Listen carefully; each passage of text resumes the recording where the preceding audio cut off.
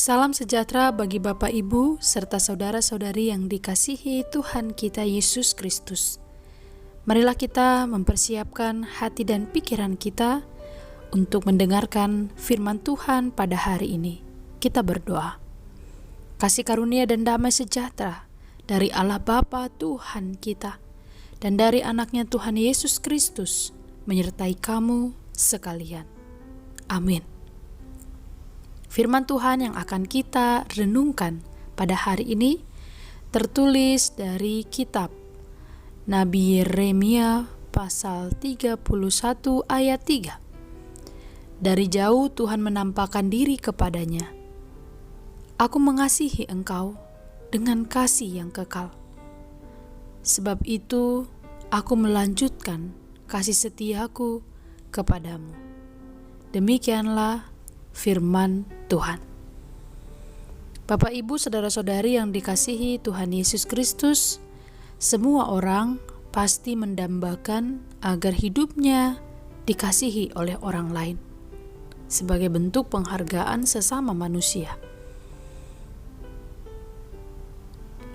Bahkan tidak jarang seseorang akan menjadi marah ketika ia merasa tak dikasihi oleh orang sekitarnya, oleh orang tua atau saudara terdekatnya. Namun bagaimanapun seorang manusia mengasihi sesamanya, kasih manusia sering bersifat sementara. Tetapi ada satu hal yang tidak bersifat sementara berkaitan dengan kasih, yaitu kasih dari Allah. Kasih yang tak terbatas, kasih yang begitu sempurna. Di dalam kehidupan bangsa Israel di pembuangan, mereka merasa bahwa Allah sudah tidak mengasihi mereka. Di dalam pembuangan mereka ditawan, mengalami kesulitan, pergumulan. Sehingga dalam benak mereka Tuhan telah menjauh dan tidak mengasihi mereka lagi. Tetapi Tuhan melalui Nabi Yeremia menyatakan bahwa Tuhan mengasihi bangsa Israel dengan kasih yang kekal. Setelah mereka ditawan selama 70 tahun, Tuhan melanjutkan kasih setianya. Kasih Tuhan tidak berubah, sekalipun bangsa Israel telah melakukan pelanggaran di hadapan Tuhan.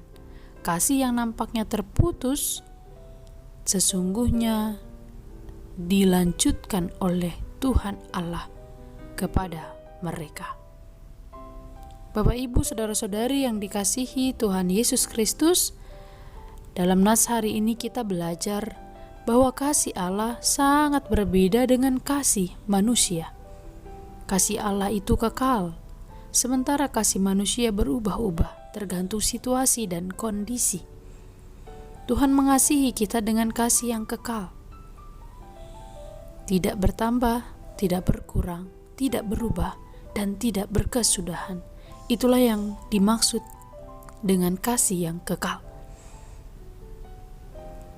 Kasih Allah yang sempurna ditunjukkan dengan cara memberikan Yesus bagi kita melalui kelahirannya yang akan kita sambut pada esok hari.